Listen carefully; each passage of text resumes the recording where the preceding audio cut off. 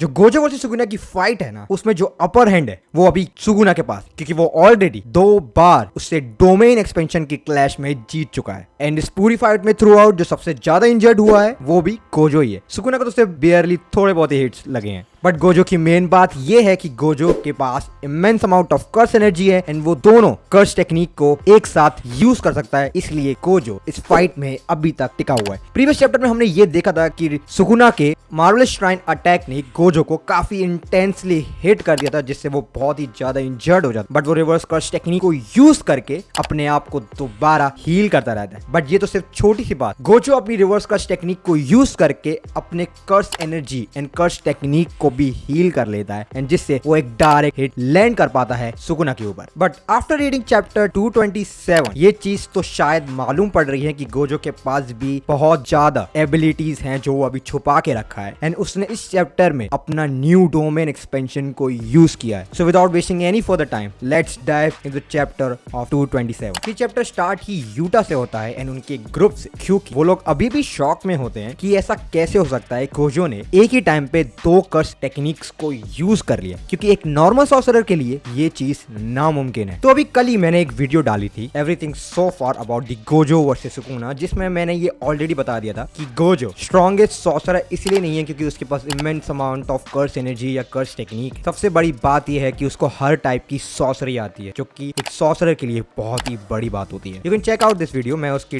Link description में दे दूंगा। क्योंकि अगले सीन में हमें गोजो एंड सुकुना दिखाई देते हैं, जिसमें गोजो सुकुना से पूछता है कि तुम भी अपने डोमेन एक्सपेंशन की रेंज को बढ़ा सकते हो, एंड ये स्टेटमेंट देने के बाद ही सुकुना इस चीज को राइट भी प्रूव कर देता है, क्योंकि वो अपने मार्वलेस श्राइन को एक मैक्सिमम पोटेंशियल तक ले जाता है, जहां पे उसकी रेंज दुगनी हो जाती है। इसके काउंटर अटैक में गोजो अपना इन्फिनाइट वॉइड डोमेन एक्सपेंशन खोल देता है, जिसमें वो अपने डोमेन की रेंज को फिर से बढ़ा देता है। बट गोजो इस डोमेन एक्सपेंशन में अपने डोमेन एक्सपेंशन को रिवर्स में यूज करता है। डिटेल में बात, जो डोमेन एक्सपेंशन की बाहर की साइड होती है वो हमेशा किसी भी डोमेन एक्सपेंशन के इंटरनल साइड से स्ट्रॉन्ग होती है। एक हद तक किसी भी डोमेन एक्सपेंशन को उसके इंटरनल से तोड़ा जा सकता है, बट कोई भी इंसान एक्सटर्नल से डोमेन एक्सपेंशन को नहीं तोड़। सो गोजो क्या करता है कि गोजो इस सिनेरियो को रिवर्स कर दे, जो बाहर का पार्ट है वो अब अंदर है एंड जो अंदर का पार्ट है वो बाहर। बट सुकुना इस चीज को देख गोजो पे अटैक कर देता है बाय यूजिंग हिज डोमेन इम्प्लीफिकेशन, जहां पे गोजो सुकुना से ये पूछता है कि तुम अपना domain expansion and domain amplification same time पे यूज कर सकते हो। एंड डोमेन इम्प्लीफिकेशन के कारण सुकुना गोजो को टच कर पा रहा है, क्योंकि लिमिटलेस अब उसके बीच में नहीं आ रही। अब हमको ये तो मालूम है कि कोई भी इंसान अपने डोमेन एक्सपेंशन को एक बार यूज करने के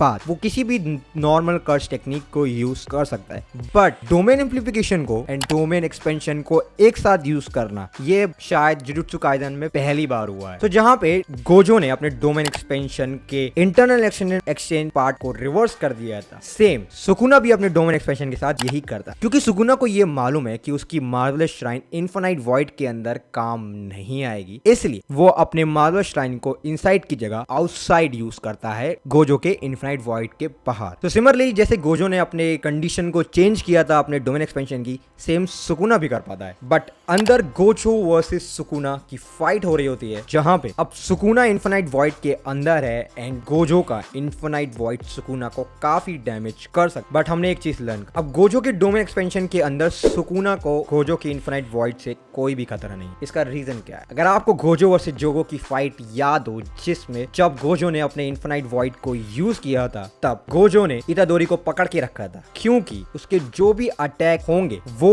गोजो के ऊपर नहीं होंगे एंड जिस भी इंसान को गोजो टच करेगा उसके ऊपर भी नहीं होंगे। एंड ये चीज जब सुकुना इतादोरी यूजी की बॉडी के अंदर होता है वो ये जान जाता है एंड इसलिए गोजो एंड सुकुना बिल्कुल एक दूसरे से चिपक जाते हैं, ताकि गोजो का इनफिनाइट वॉइड सुकुना को बिल्कुल भी डैमेज ना कर पाए। सो अब अगर डोमेन एक्सपेंशन काम ही नहीं कर रहा है, क्योंकि जो भी इस डोमेन एक्सपेंशन के अंदर है उन दोनों को हिट नहीं होने वाले, इसके चक्कर में गोजो का डोमेन एक्सपेंशन बाहर से ब्रेक हो जाता है। एंड मैंने ऑलरेडी बताया कि सुकुना का मार्वलेस श्राइन गोजो के बैरियर के बाहर था, तो वो गोजो को काफी इंटेंस तरीके से हिट करता है। इस चीज को मेरे को देख के यही लग रहा था कि सुकुना के पास अपर हैंड है, जो कि ऑलरेडी फील भी हो रहा है, क्योंकि वो ऑलरेडी 2 बार डोमेन एक्सपेंशन के क्लैश को जीत चुका है। बट दिस टाइम गोजो ने अपने आप को मार्वल श्राइन्स को बचाने के लिए गोजो यूज करता है falling blossom emotion technique. But basically ये टेक्निक ऐसी है जहाँ पे आप अपनी कर्स एनर्जी को एक आर्मर एंड शील्ड की तरह अपनी पूरी बॉडी को कोट कर सकते हैं, जिससे आपको कोई भी बाहर का अटैक डैमेज नहीं पाएगा। बट अगर आप देखेंगे तो आपको ये मालूम पड़ेगा कि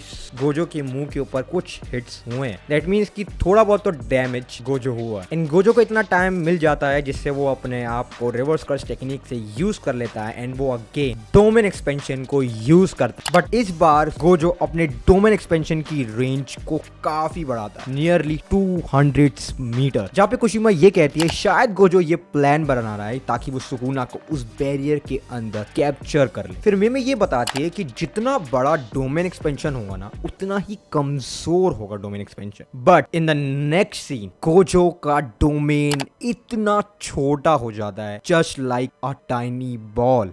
चैप्टर एंड हो जाता है by the editor notes the battle between the strongest becomes more dense. So let's talk about कि गोजो ने अपने डोमेन एक्सपेंशन को इतना छोटा क्यों किया। तो अब देखो, दोनों बार जब भी डोमेन एक्सपेंशन की क्लैश हुई जिसमें इन्फिनाइट वॉइड को मार्वल श्राइन सुकुना की टेक्निक बाहर से उड़ा के रख दी थी, दोनों बार गोजो अपने डोमेन एक्सपेंशन के क्लैश में हार जाए। बट दिस टाइम वो शायद ये दिमाग लगा रहा है ताकि वो अपने डोमेन एक्सपेंशन को इतना छोटा कर दे कि वो बाहर से इतना वर्सेटाइल हो जाए कि उसको कोई भी अटैक बाहर से तोड़ ना पाए एंड गोजो सुकुना को अंदर ट्रैप कर एंड उसके बाद वो अपना पर्पल होलोफिकेशन यूज करे जो कि हर चीज को निगल जाती है जस्ट लाइक अ ब्लैक होल। अब इन्फिनाइट वॉइड की जो ग्रेविटी है वो गोजो के हिसाब से काम करती है। अब लेकिन जितना छोटा डोमेन एक्सपेंशन होगा दैट मीन्स कि सुकुना अपने मार्वल श्राइन की रेंज को बढ़ा नहीं पाएगा क्योंकि वो बहुत छोटा है एंड क्योंकि जितना छोटा डोमेन एक्सपेंशन होगा उतना ही वो बाहर से ताकतवर होगा। सो सुकुना का मार्वल श्राइन बाहर से भी उसको तोड़ नहीं पाएगा और अंदर से तोड़ने की तो बात भी नहीं है। एंड क्योंकि डोमेन एक्सपेंशन अब गोजो के हिसाब से चलेगा दैट मीन्स कि जो डोमेन एक्सपेंशन के अंदर का एनवायरनमेंट वो अकॉर्डिंग टू गोजो हो। तो दैट मीन्स कि अगर सुकुना गोजो को टच भी कर लेता तब भी उसका इन्फिनाइट वॉइड उसको टच करेगा एंड डैमेज करेगा। तो ये चैप्टर इसी क्लिफ हैंगर के साथ एंड होता है एंड पर्सनली गोजो के पास अभी थोड़ा बहुत अपर एंड आ रहा है बट मैं स्टिल कहूंगा कि सुकुना बहुत ज्यादा अपनी टेक्निक्स को यूज नहीं कर रहा है क्योंकि मैंने ऑलरेडी एक वीडियो में बात करी थी कि सुकुना के पास 10 शैडोज टेक्निक जिसको उसने अभी तक यूज भी नहीं किया है एंड सुकुना अपने पुराने वाले फॉर्म में आया भी नहीं है जिसमें उसकी 4 आंखें एंड 4 हाथ होते। होप सो कि देखो ये फाइट कौन जीतता है। मैं जानना चाहता हूँ कि आप किसको सपोर्ट कर रहे हैं, गोजो या सुकुना। एंड अगर आपको ऐसी जुजुत्सु काइसेन के चैप्टर रिव्यू चाहिए तो यार लाइक करो, मजा आता है। सो मैं मिलता हूँ आपको अगली वीडियो पे। अंटिल मजे करो यार, देखो कौन सा नाम देख रहे हो।